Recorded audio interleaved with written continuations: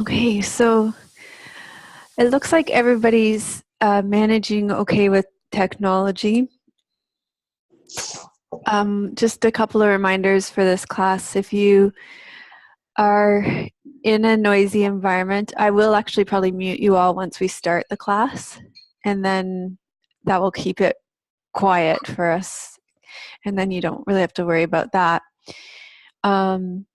Also, but for you, if the environment gets busy, like with kids and pets and stuff, then just turn off your video so that it's not distracting for all of us in the Brady Bunch squares.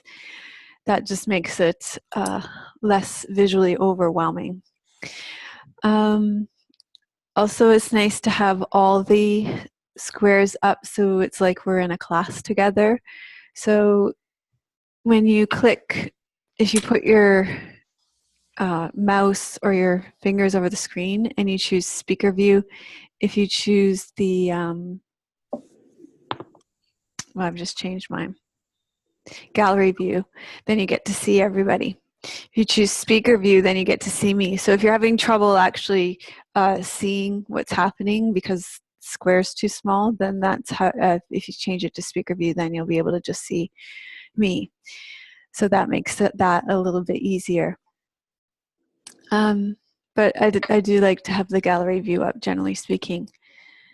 I think that's all for that. What we'll do is we're going to go right into the class, do our yin yoga together, and then we'll have time afterwards to speak, about our experience, where we're connecting from, what we received from the class, any thoughts about the retreat so far, and we will be meeting again tomorrow as well. Yeah, any questions before we get started?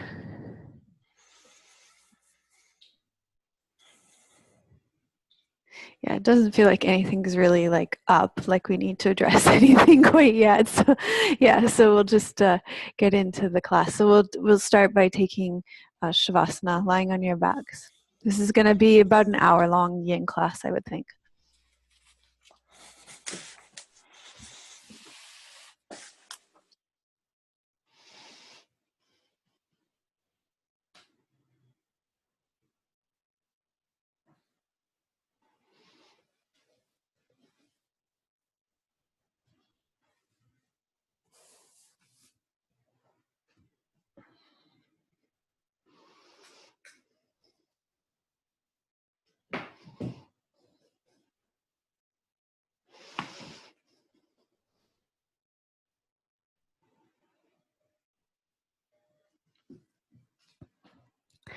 Nice to have a bolster underneath your knees just to encourage the smooth flow of energy through your body. You can take your hands on your belly to encourage that inward focus.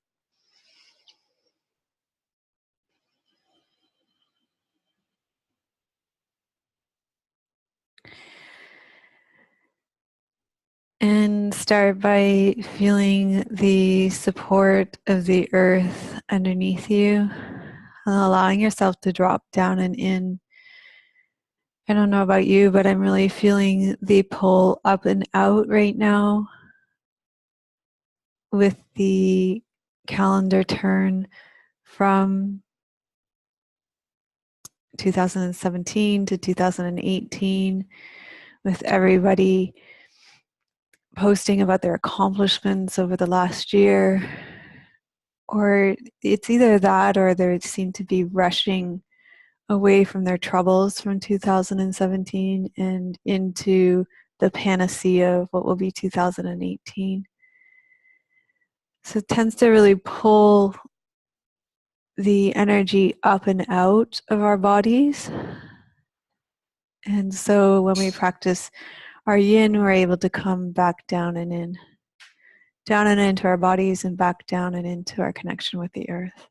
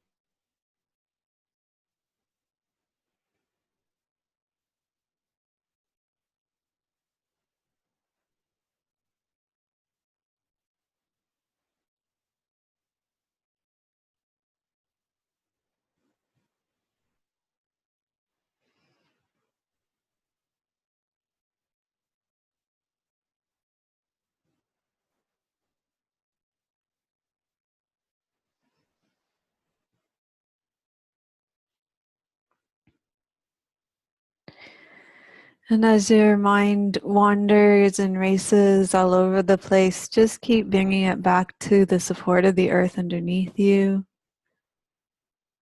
the breath in your belly, and letting the tension fall out of your body, noticing where there's tension, letting gravity draw the tension out of your body.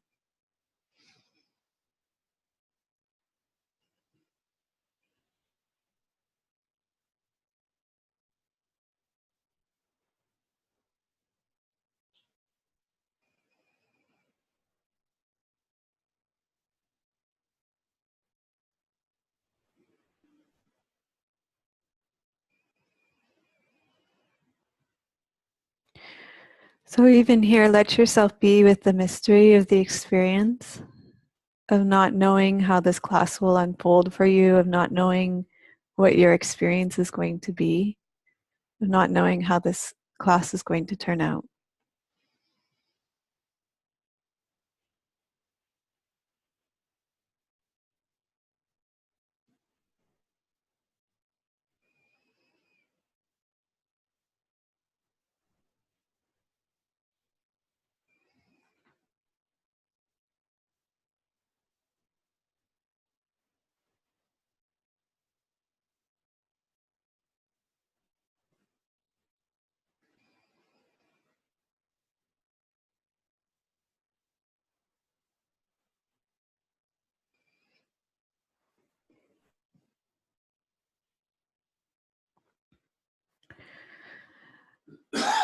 So a blessing from John O'Donohue to open our time together, our class and our retreat together.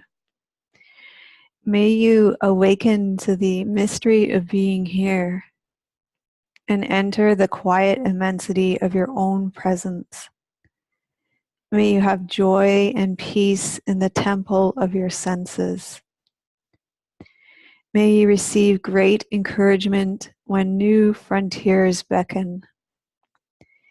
May you respond to the call of your gift and find courage to follow its path. May the flame of anger free you from falsity. May the warmth of heart keep your presence aflame, and may anxiety never linger about you. May your outer dignity mirror an inner dignity of soul. May you take time to celebrate the quiet miracles that seek no attention. I'm going to repeat that one again. May you take time to celebrate the quiet miracles that seek no attention. May you be consoled in the secret symmetry of your soul. And may you experience each day as a sacred gift woven around the heart of wonder.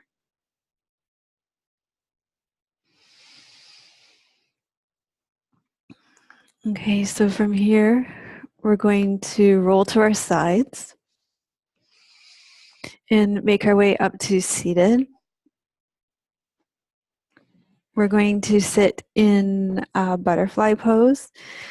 So that means you're going to bring the soles of your feet together, your knees wide.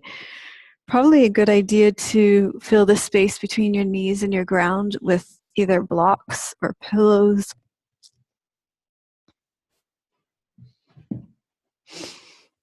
And you can place a bolster here and come into a forward folding position here.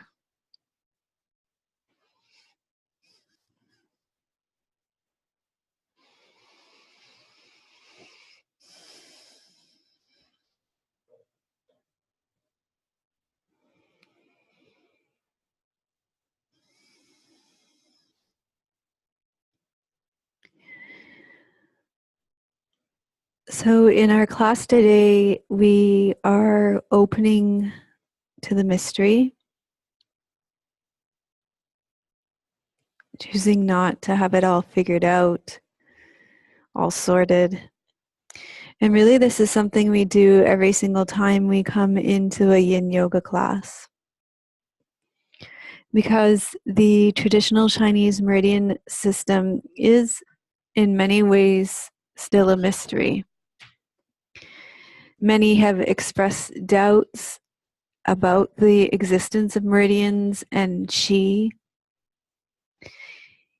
Even though everybody has meridians in their body, they cannot be seen or touched, and it's something that can only be sensed.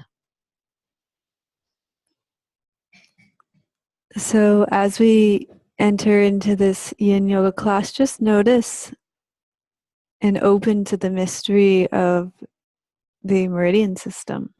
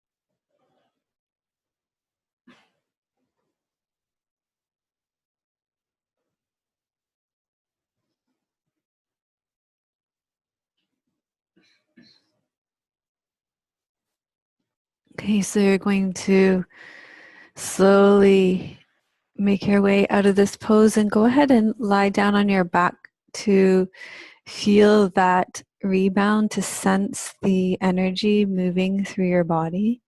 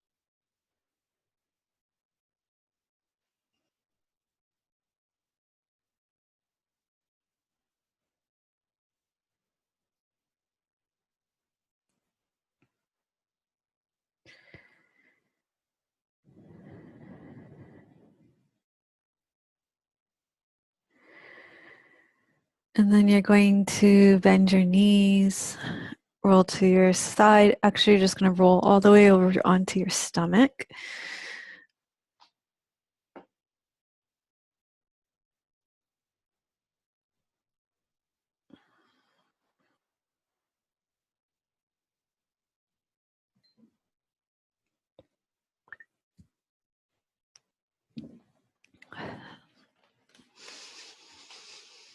You may want to have a block close by that you can place under your head if you have any issues with your neck. And you're just going to roll your hips from side to side to release your low back. And then you're going to walk your elbows underneath your shoulders or slightly in front of your shoulders. You want to feel pressure in your low back because we're stimulating the kidneys in this pose. And we're going to be staying here for about 5 minutes. If you want to use the block underneath your head, it can take some pressure off the neck as well. So it's your choice. Do what works best for you in this pose.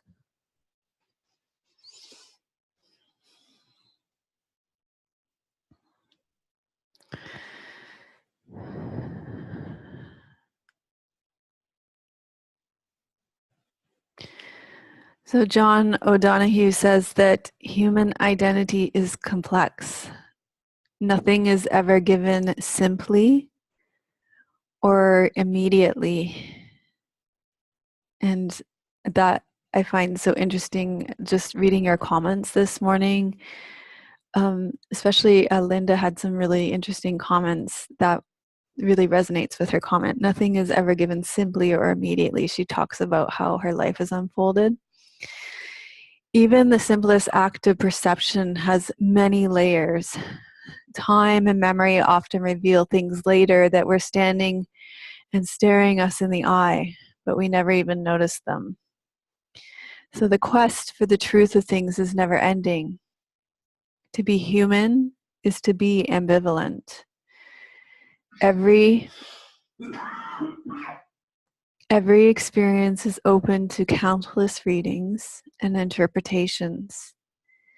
We never see a thing completely. In sure anticipation, our eyes have already altered what awaits our gaze. The search for truth is difficult and uncomfortable. Because the mystery is too much for us, we may opt to settle for the surface of things.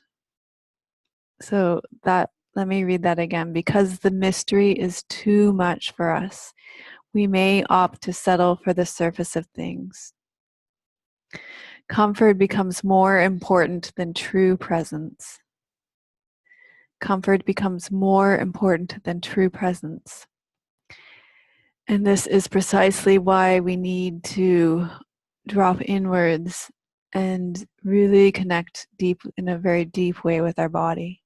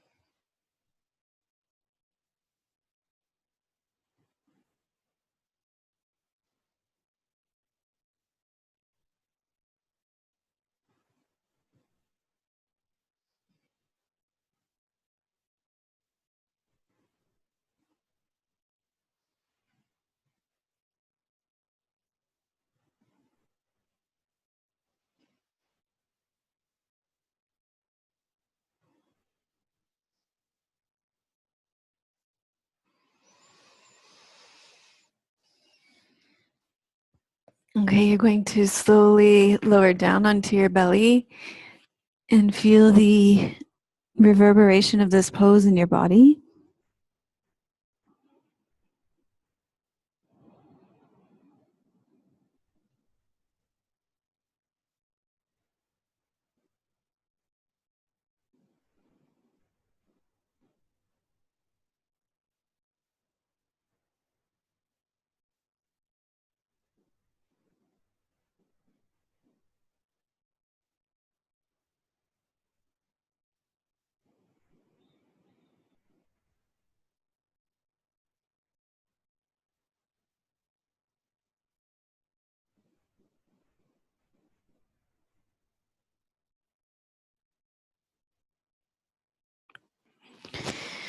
And then from here, you're going to roll back over onto your back.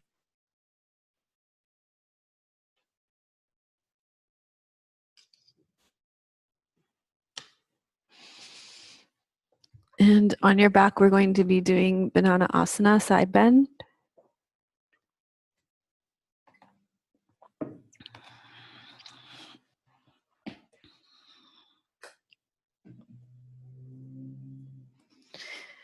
So you're just going to take your feet over to the left side of your mat, and then you're going to take your arms overhead and side bend over towards the left side until you feel sensation along the whole right side of your body. Remember, we don't want to do, you want it to have sensation, but you don't want it to be sensational because you're going to be here for 5 minutes. So that sensation will also build over time. So just keep that in mind when you're choosing that appropriate edge here. And remember, we want to embody those qualities of yin. We want to be soft, receptive, yielding, allowing.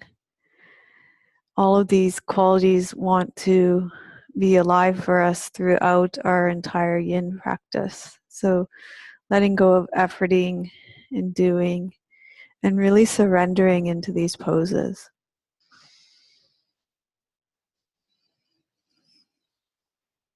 Noticing where there's tension and letting go.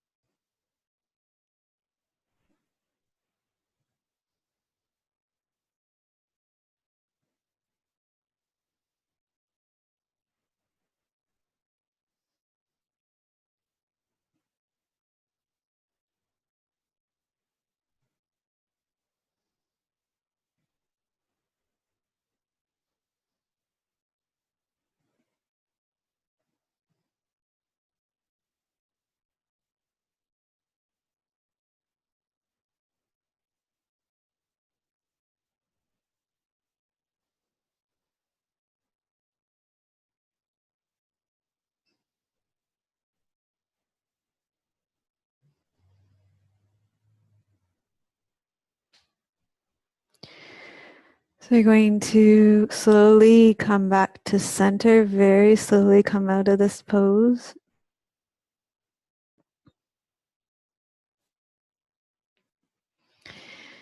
And feel the echo in your body.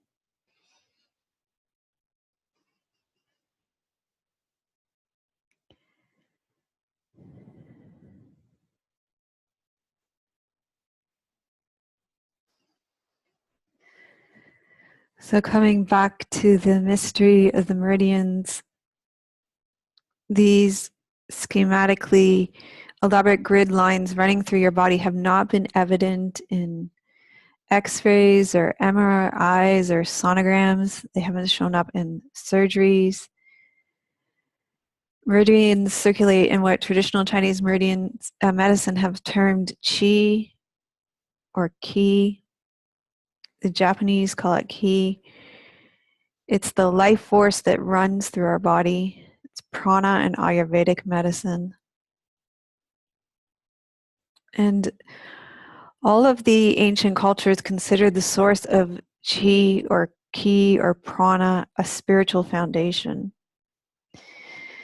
Yet the traditional medicines of China and Thailand and Japan and India document techniques to manipulate the flow of life force through the body. This according to the ancients, because the life force flows through a series of vessels called meridians, traditional Chinese meridians and nadis in Ayurvedic medicine. Even though they've never shown up in surgeries and or any dissection. So there's still a lot of mystery around them. So let's go ahead and do the Vanana Asana on the other side. So you'll take your feet over to the right side of the mat here. If you need more, you can even hook your left foot on top of your right ankle. And you're going to side bend over to the left side, remembering that this side will be different. So it may need less, may need more.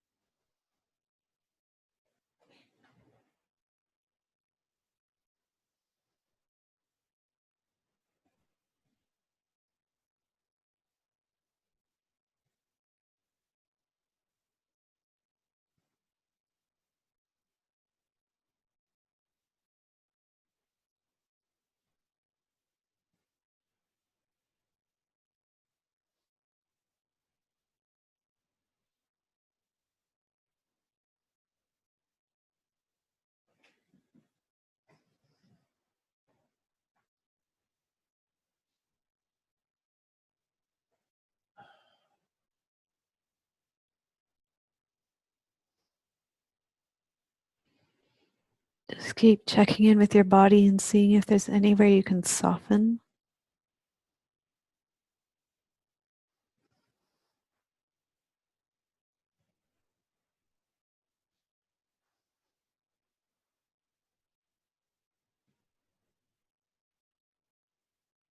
Notice that habitual tendency to have to be the one doing it, and trust then the mystery of the meridians, that when you put your body into these shapes, the energy will travel along those meridian channels.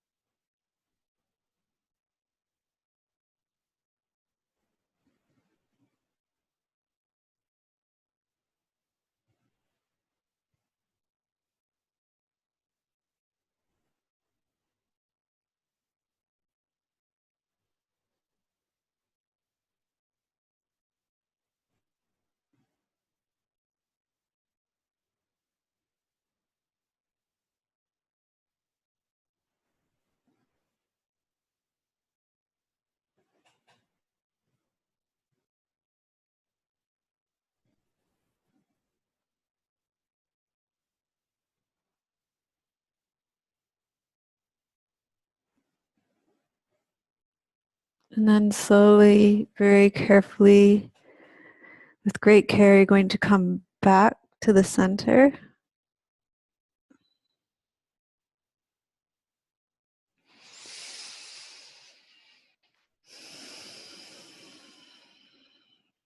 And let your body be with the effects of that gallbladder meridian posture on this side.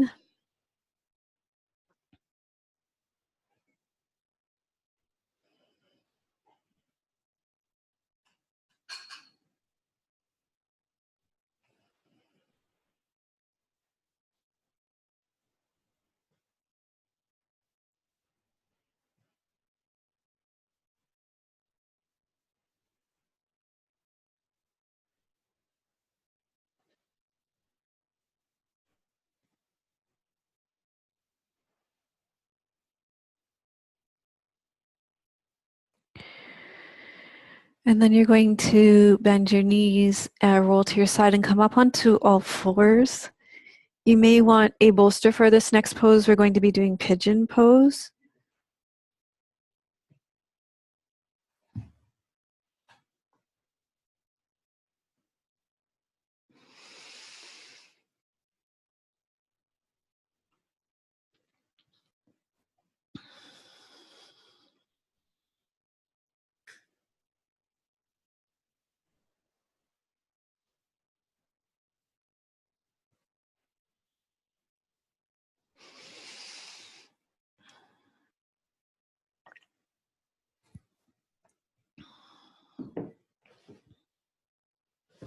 So it can be useful to have a bolster for underneath your torso in pigeon.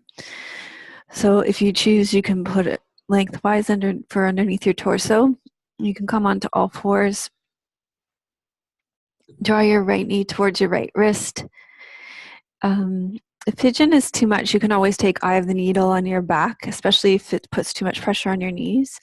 You're going to reach your left leg back and down. You want your right buttocks to come right down onto the ground. If it doesn't, then you're going to fill the space with, hi Diane, I didn't see you arrive. You're going to fill the space with a blanket, and then you're going to fold forward either onto the ground or onto a bolster, whatever works best for you today.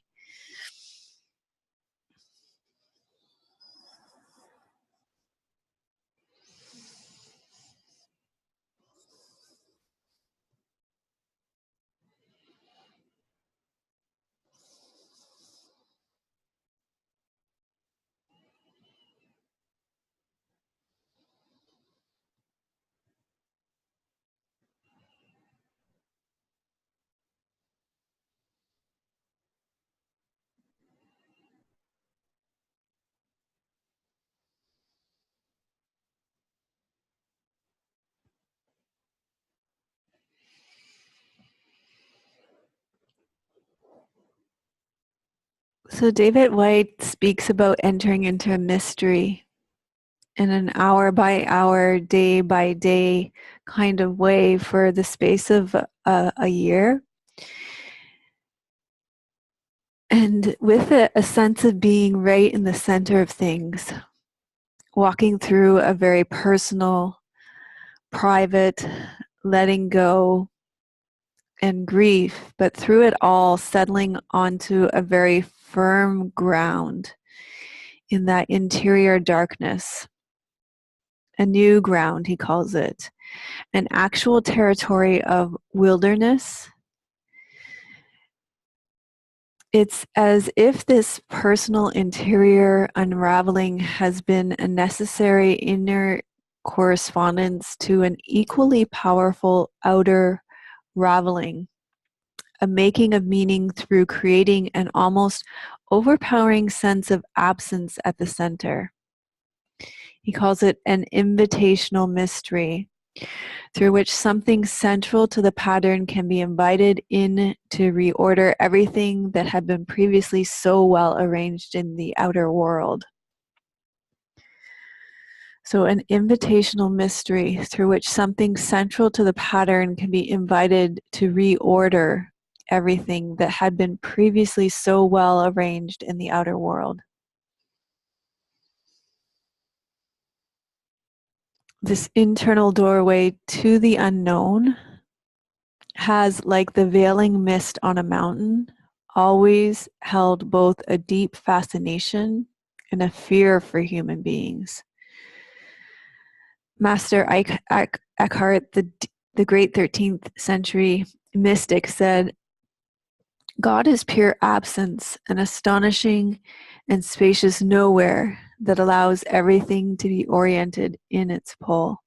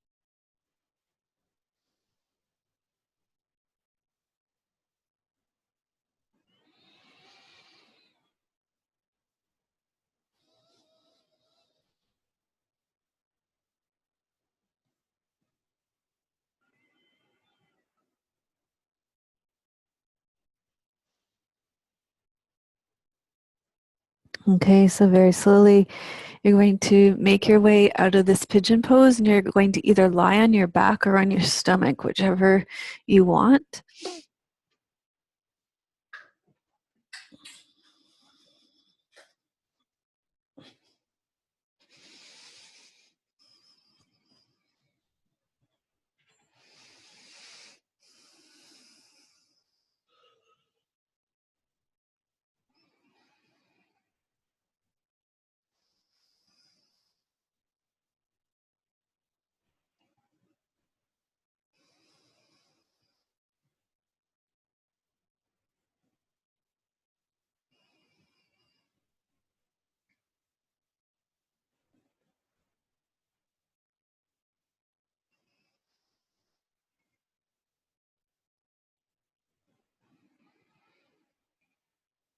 And then we're going to take pigeon pose on the other side. So you can go ahead and make your way into pigeon pose on the other side.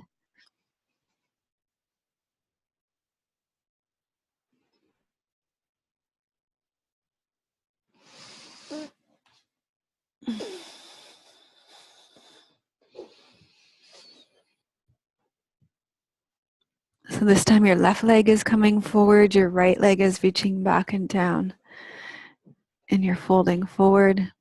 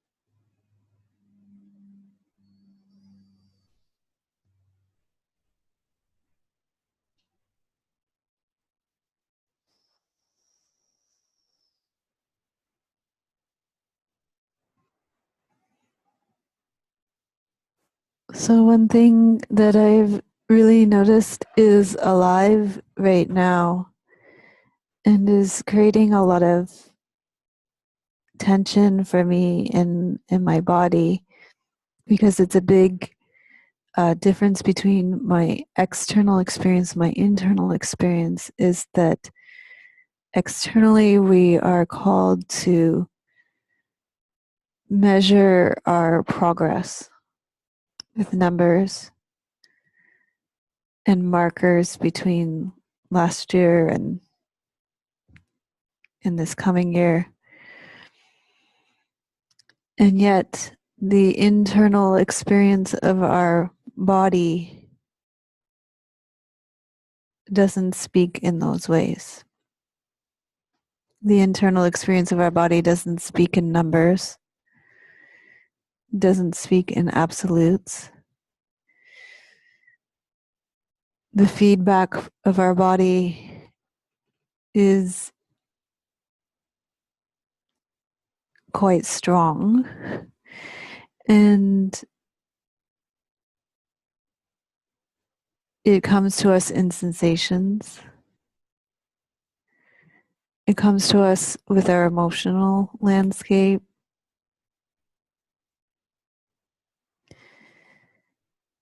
with the landscape of our mental well-being and our energy. And yet we rarely tune into these or reflect on these qualities as a barometer of our well-being at these kind of calendar turn event of the year, the time of the calendar turning of the year.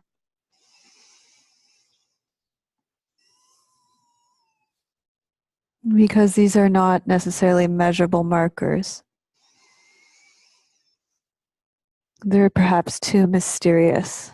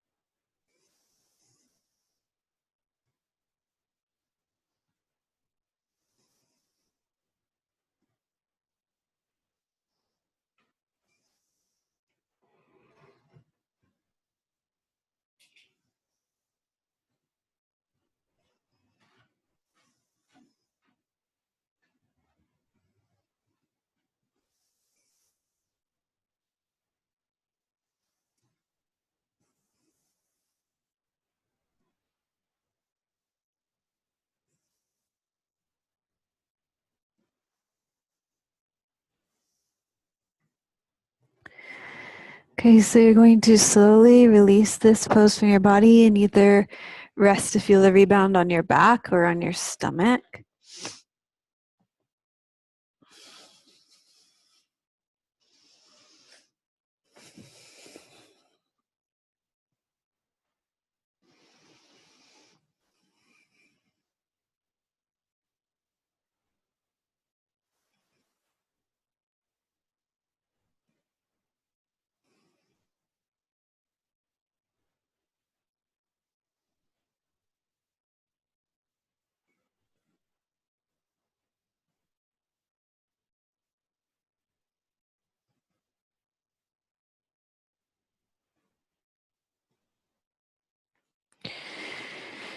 And then you will probably want your bolster for this next one as well. You want to take your bolster and place it down by the left side of your body. Take your arms out to the side in a soft T. Keep your left leg straight, your right leg bent. Press into your right foot. Lift your hips, tuck them under, and then take your right leg out to the side. It can rest on your bolster. You're going to bend your left knee and hold on to your foot or your ankle. You want to feel sensation along the top of your left thigh here.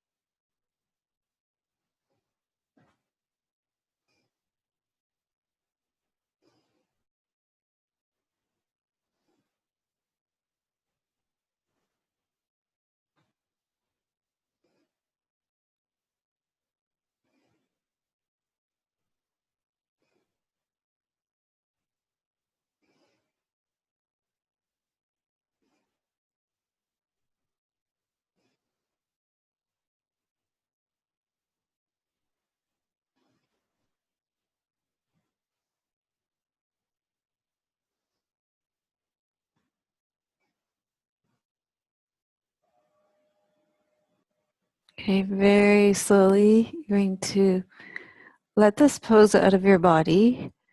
You'll press into your right foot again so you can untuck your hips and come onto your back.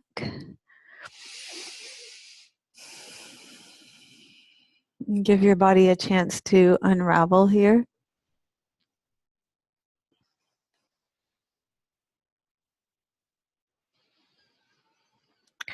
So, our visual media, especially social media, television, movies, tells us that not knowing is unnecessary. And it corrupts our sense of what constitutes real exploration.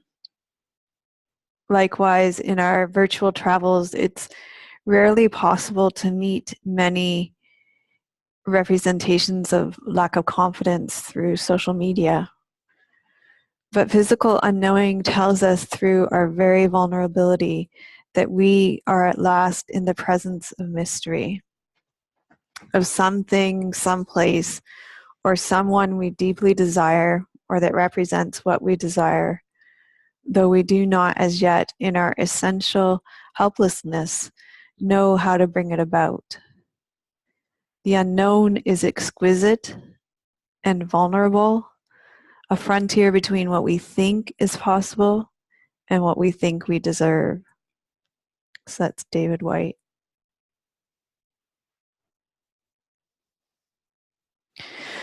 So let's come into cat pulling its tail on the other side. You'll probably want to take your bolster over to the other side. And you're going to bend your left knee, press into your left foot, tuck your right hip under. You're going to take your straight leg across your bolster, bend your right leg, hold onto your right foot. And then you're going to lie back onto your back.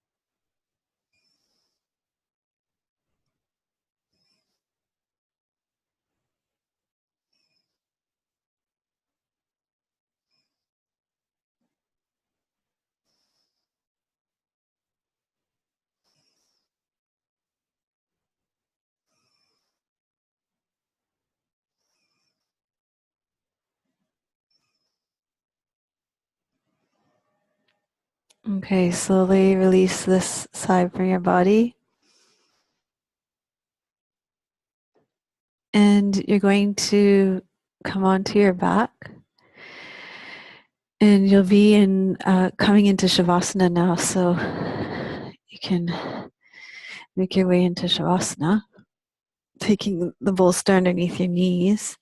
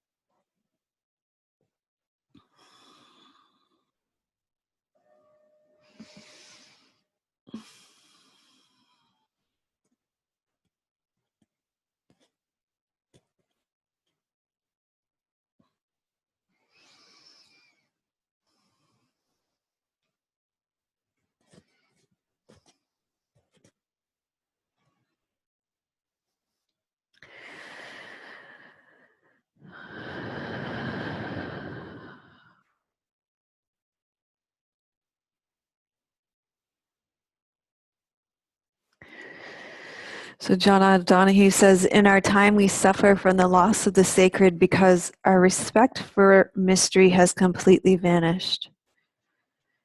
When your soul awakens, you truly inherit your life.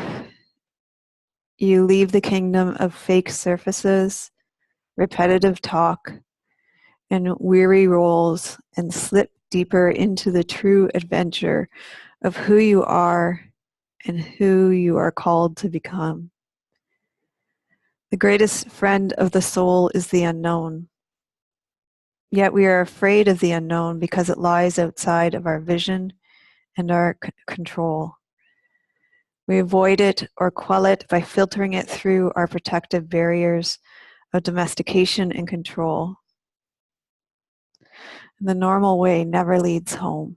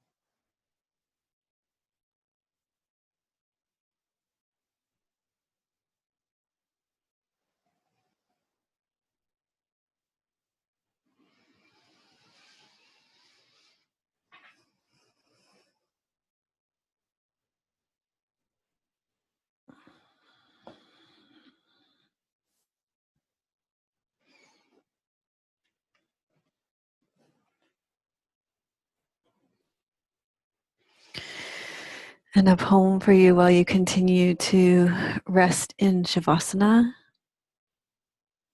by Mary Oliver, called Mysteries. Yes.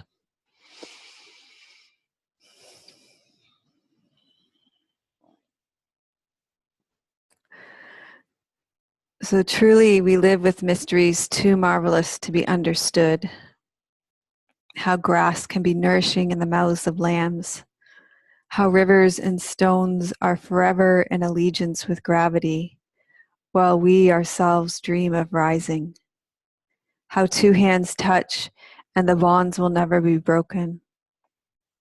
How people come from the delight or the scars of damage to the comfort of a poem. Let me keep my distance always from those who think they have the answers.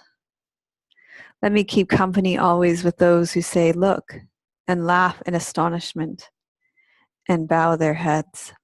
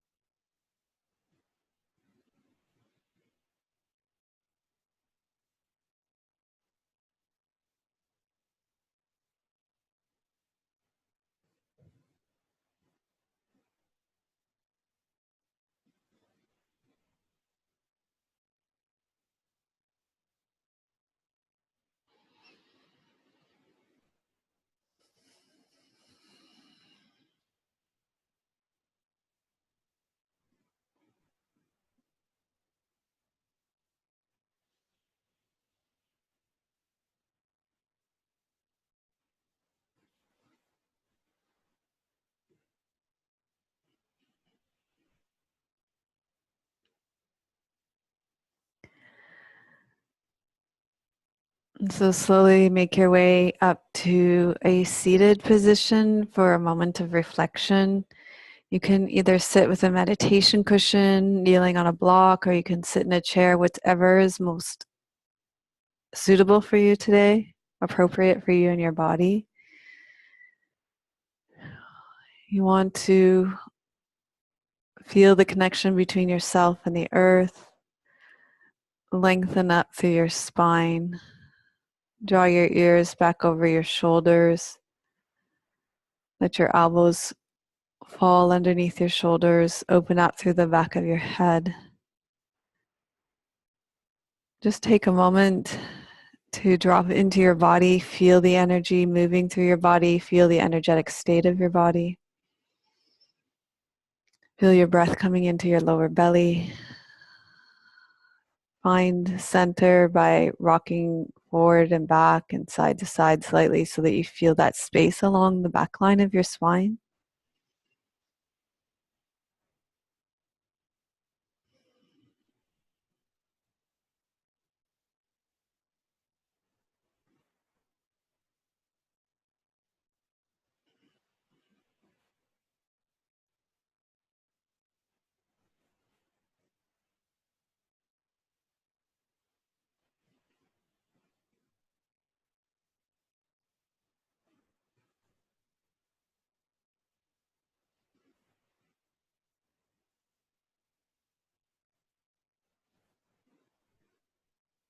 Notice what is alive for you in your body right now.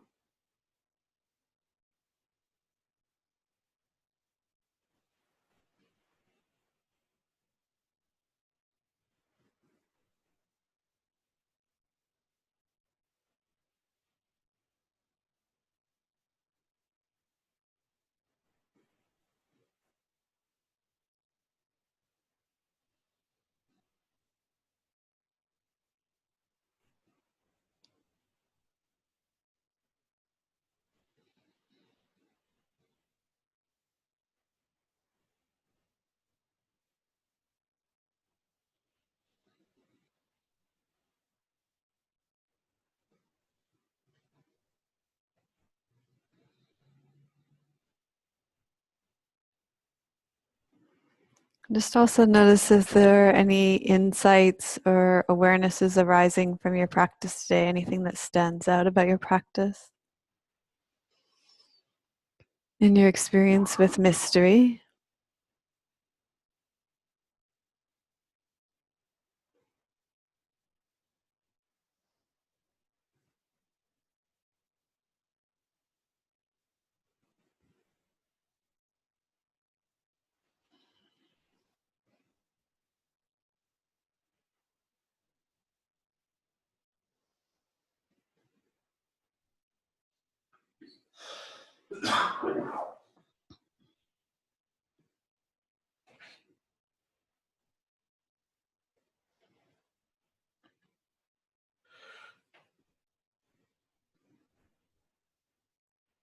And in a moment, you'll have an opportunity to speak about your insights and what's alive for you in your body with everybody here in our circle. But before we do, just want to remind you about our agreement as a community, that we agree to treat each other with ahimsa, with nonviolence, with loving kindness and compassion. And we do that by speaking from our own experience, using the words I and not you, knowing that each person has the dignity of their own experience, so there's no need to rescue or fix anybody. Also knowing that we hold space here by keeping confidentiality in our circle.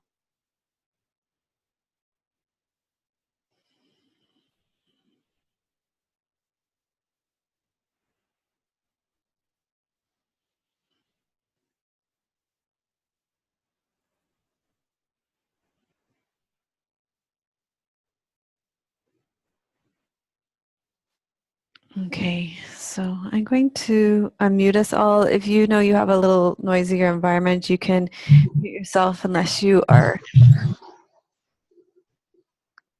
going to be speaking. Can you find my glasses? I'm not sure where I took them off, but I do know I'm going to need them. Can't see the glasses, or? Yeah, I can't see there.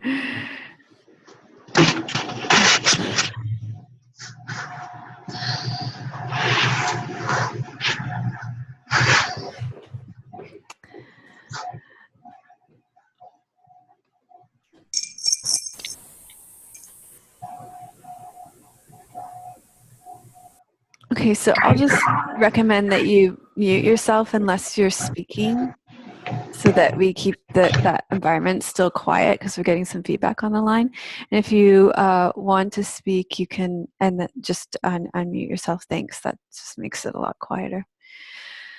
So we'll just open up the circle and see what's happening for people.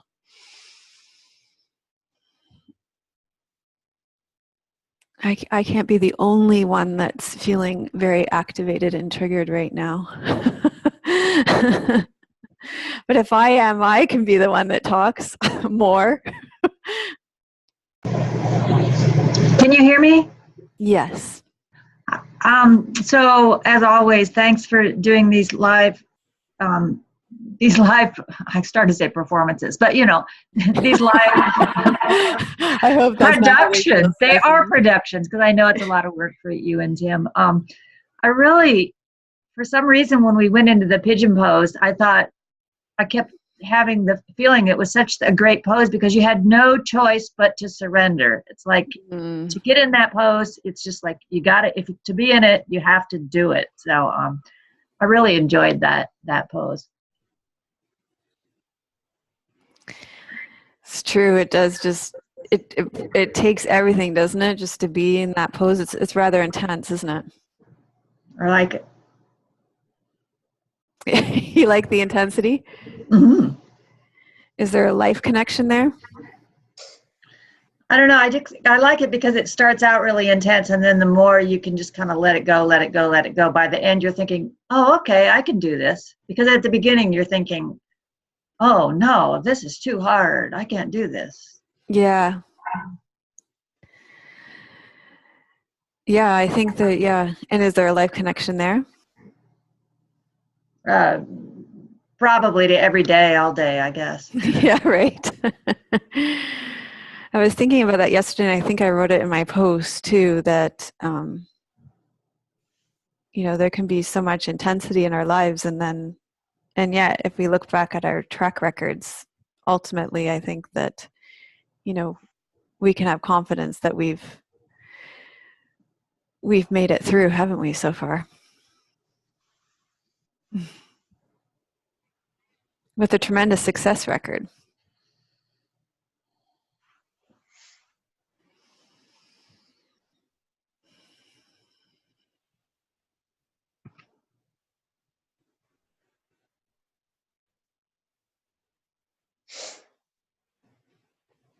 Hi.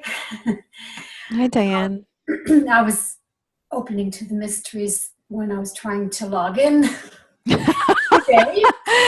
I discovered that the mystery was I was trying to log into the meditation. Oh, yeah. Yeah, that can happen. I discovered that I was logging into the wrong one, so then I opened to the mystery to that. I'm glad you made it. That can really create some tension, can it? Yeah, it's a little tense. Yeah. Be a little while to relax after that one. I'm glad that you made it. Yeah, I am too. Mm-hmm.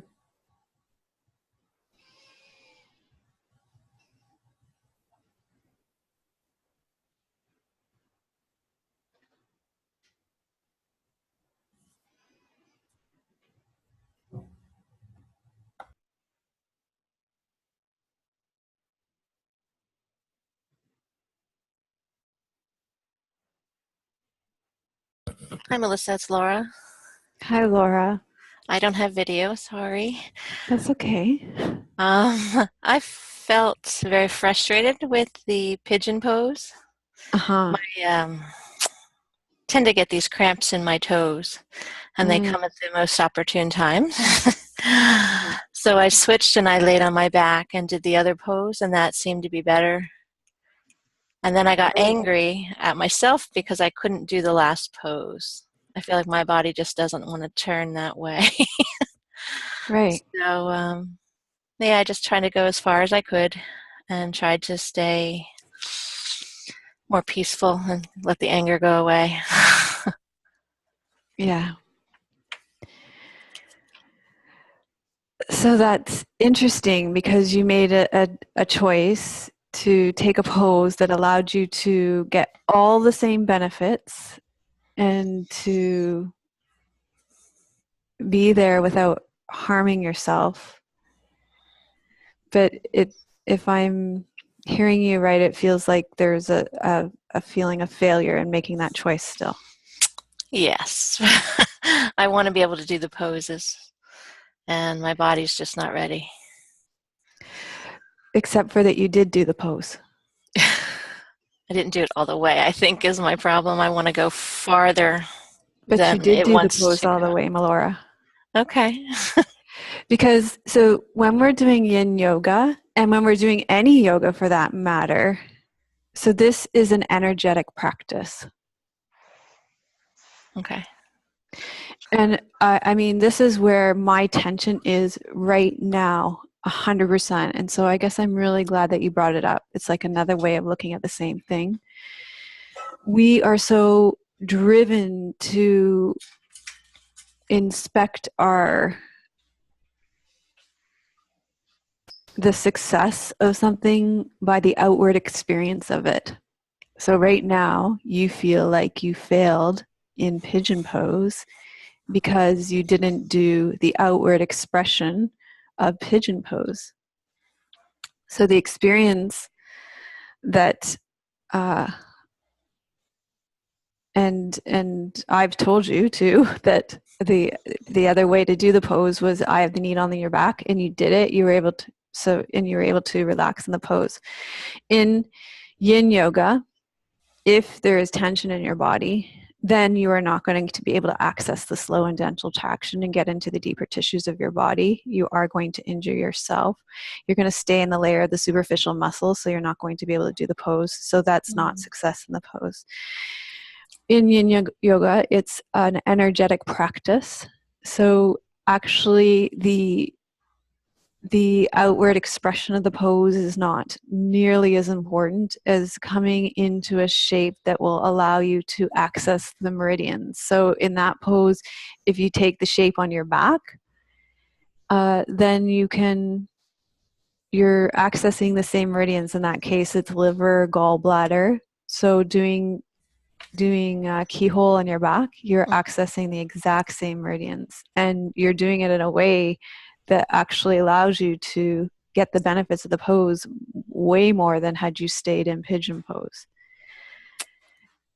And yet you feel like you failed on some level because there's this cultural imperative that we have this kind of outward expression of coming into the full pose.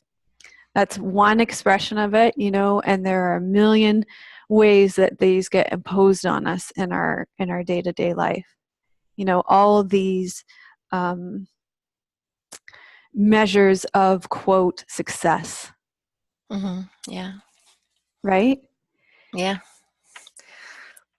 And really what these practices, the way that I'm teaching, they go so against our grain because they're asking us to come into our own internal experience and figure out what is true for us. And so what I heard, what was true for you, was that when you came onto your back, you were able to relax.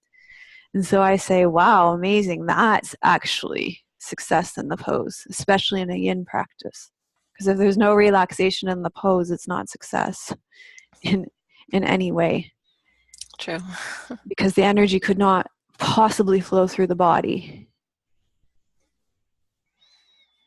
Right? Okay. Yeah. Yeah. Yes. Yeah. And the laughter, that laughter there, that's the shadow showing up, right? Because the shadow knows that that's true. And the shadow actually still wants to be able to do pigeon. But it's not about being able to do pigeon.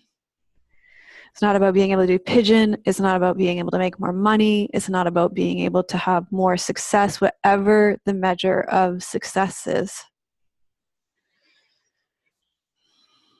You know, we have to come into that internal, you know, whatever the internal experience is. And so, you know, you gave a very good example here, pigeon versus reclined pigeon, and your experience of the pose was a success in the pose.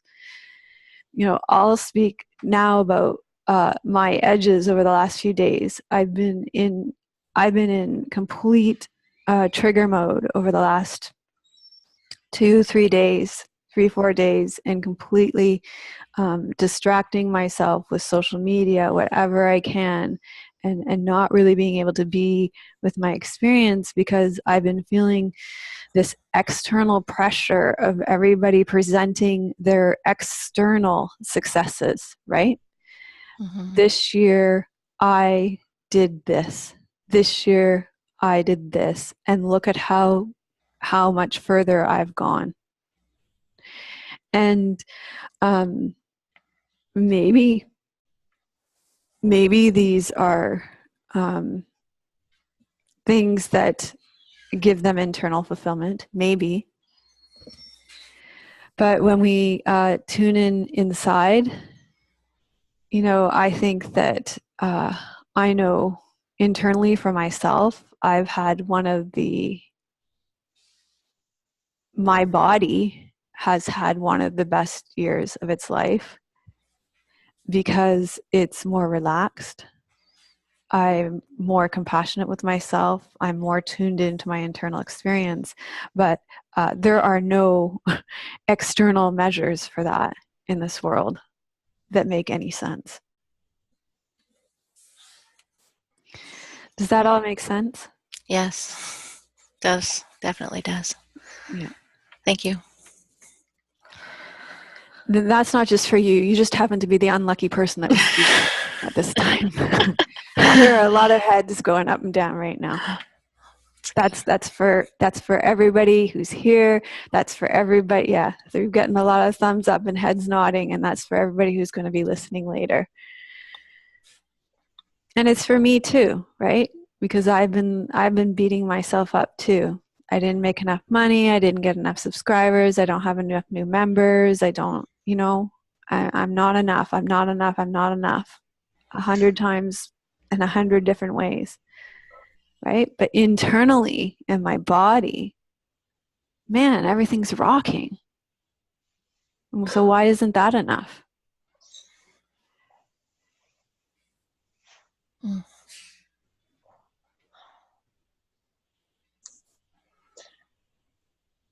I don't know what to say, but I can relate to all you say, Melissa, but also what you say, Laura. It's so hard to get off this belief systems, and what you say too, like about wanting to be a good yogi or a good meditator and in a good pose. Yes, I think I have that too. But there are things that changed, I think, this year. I can also relate to the feeling that I can soften in a pose much better than before, because I'm now aware of the tension I have when I'm in a pose.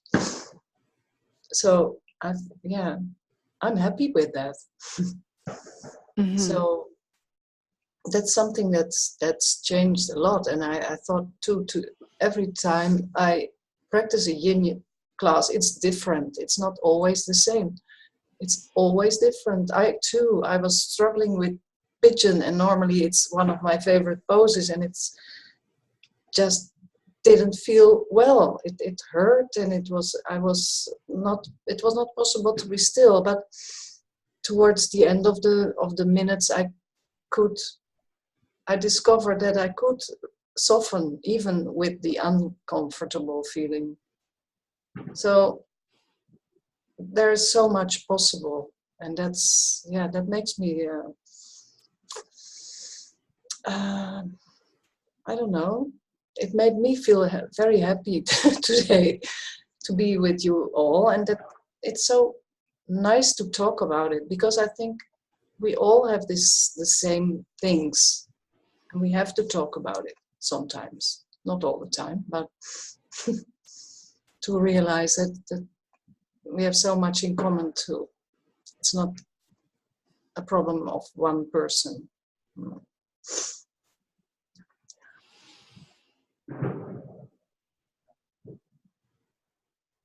But the softening, that's for me, it's very important, because I realize that I'm always tensed. My body is always tensed, always. And I think that's something I want to explore more this year, to how can I, yeah, soften even more. I think, yeah.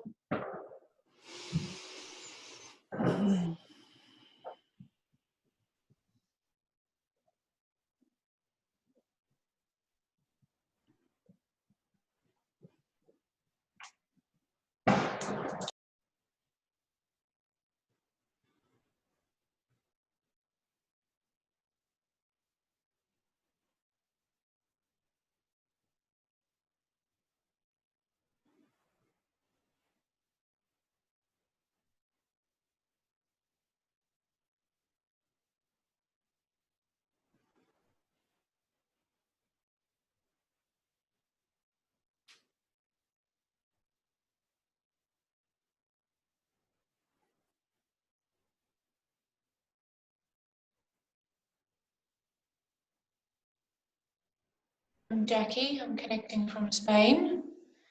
And what stands out to me about the class is that I feel very nourished after the yin practice.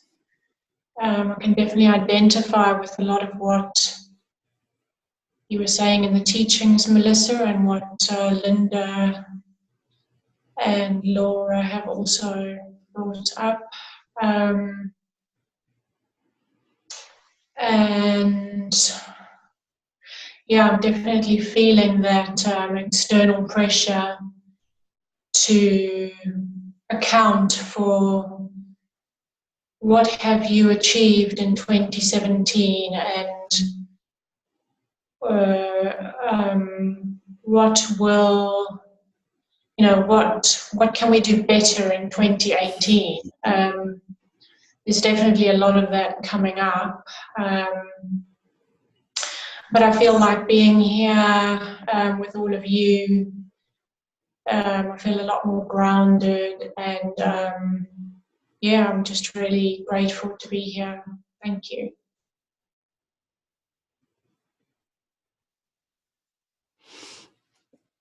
So I think just the way Jackie said that to me just helped to clarify for me that the body doesn't speak in that language, right? Like the body doesn't speak in the here's what went well last year, and here's what I'm going to do better next year. Like,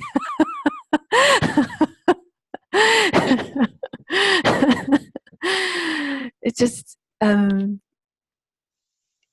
doesn't talk. It just doesn't speak in that language. It speaks, like we in the lecture that you had for today. For those of you that are especially joining from Europe and have had the chance to listen to those, and like Reggie says, the body speaks in emotions, and we'll feel like this doesn't feel right, or this feels right, or it speaks in sensations in our bodies. So we'll feel things in our bodies, but it doesn't speak in that kind of language of having things all figured out and sorted like that. It's much more mysterious, like to weave it into our theme for today.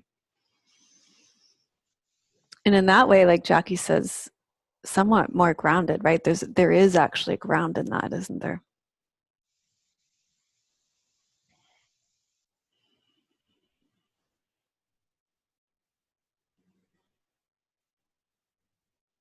I feel very blessed to be part of this community myself. Thank you very much. It's in the whole mystery. It's even of the universe of all of it. It's just so baffling. I find. Don't even know where to start on that. Yeah.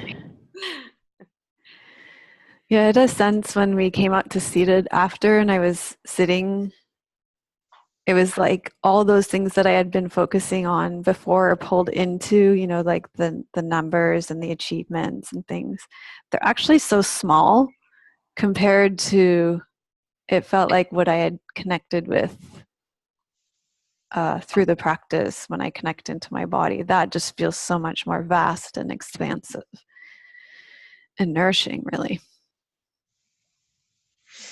So thank you for speaking to that, Eva. Thank you.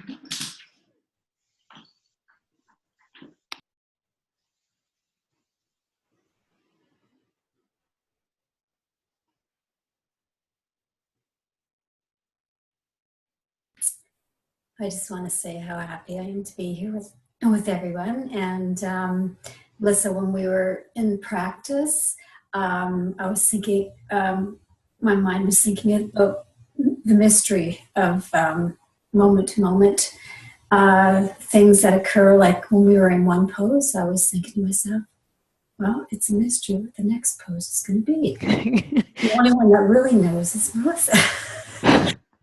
And I kind of thought about that throughout, different parts of my practice. And yeah.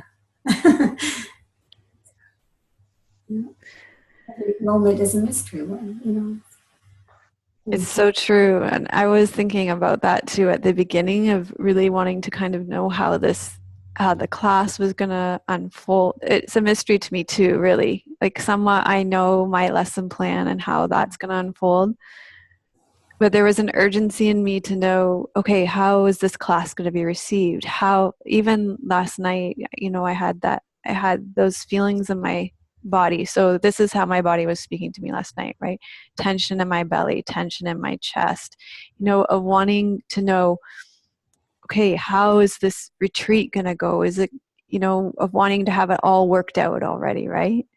Then my body was all tensing up. Mm-hmm. But so exactly the same as you, just as we started today, just opening to the unknown, right? I can't possibly know how this is going to unfold yet, how this class is going to be received, how all of you are going to experience this retreat, how it's going to unfold and how it's going to be experienced. So you're right, it is all a mystery.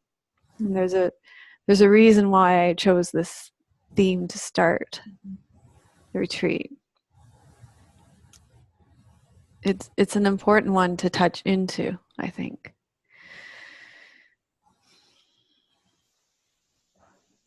And I don't know, I just think about it, well, now more so that this is the theme, just, and it enters my mind throughout my day too, right? Like, I don't know an hour from now what I'm going to be doing, and it's a mystery. And it's really, when you're conscious of it, I find it, it's pretty amazing. Yeah. And it can, well, we do tend to harden against it a lot of times. It can be a place where we create a lot of tension, because we do as human beings want to have things worked out and sorted and all squared away. But it can also be a place of softening too, when we get into, wanting to sort out, like, sorry, Linda, I'm going to use you as an example, but, Linda wrote a cookbook this year, right? And then there can be that urgency to, want to, I imagine, so once it's written, it's like, okay, so now how many copies am I going to sell? And how many who's all going to buy it? And where am I going to get it? Into what stores, and right? And really, in some ways we can use the mystery to open to, we don't really know, right? We can birth something and then we don't know who's going to receive it, right? In the same way that I can bring the teaching forward and then trust who's going to show up is who needs to show up, and who's going to join our community is who needs to join our community. Things, you know, things like that. So it can be a tool for softening too, right?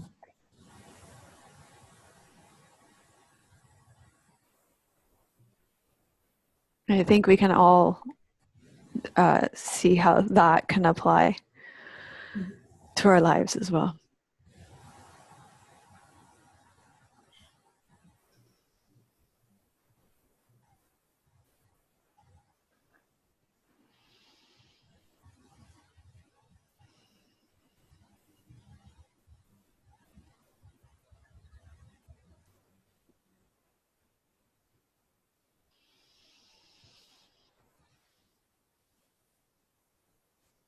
Okay. Anything that's coming to the surface, bubbling to the surface about your experience of delving into the retreat?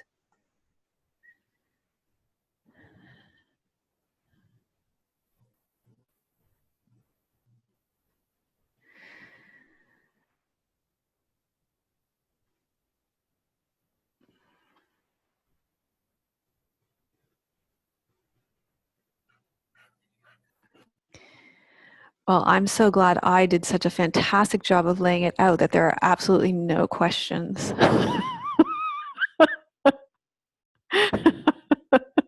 That's amazing. We're all open to the mystery, so no question. We just see what happens. My question just then was the dog going to come and join us? She came and visited me, but she didn't quite make it onto the screen. Summer. So tomorrow we keep the reins. We keep the reins, and we go and we pause. So we're all in different time zones, which makes it, you know, it's just, it continues to be like blended soup, right? So some of you are ending your day, some of you are beginning your day, and some of you are in the middle of your day. So, and in Australia, they're in tomorrow. It's like, it's so crazy, right? But tomorrow's theme is pause, so we still don't rush headlong into it. We pull back and we just rest still. We just rest, and we don't need to go headlong into looking back or looking forward yet. We just stay with our own experience still, and we just pause into it. So that's what we do. And I'll look forward to reading and responding to your posts on the forum today. Stay with this experience. Stay with the retreat experience over the next few days too. I will be releasing stuff on my lifestyle channel. It's going to be very lighthearted and upbeat. It's just fun, but stay in this experience if you've committed to doing this experience, okay? It's just fun and upbeat and lighthearted, but if you've delved into this, it's kind of different than this, so stay with this. All right, so tomorrow we'll do meditation at our regular times, and then the next day we'll move into a yin class at 4 and 9:30. Is it 4 or 9:30? It's on the page anyway. 9:30. It's at 9:30 on Tuesday? Here, yeah. Okay, 9:30 on. I don't know. No, I'm not sure. Yeah, well, I'll check on the page. So normal times tomorrow, 9:30 and 4 for meditation. Okay? Mhm. All right. Thank you, everybody. Namaste. Namaste. Bye, everybody.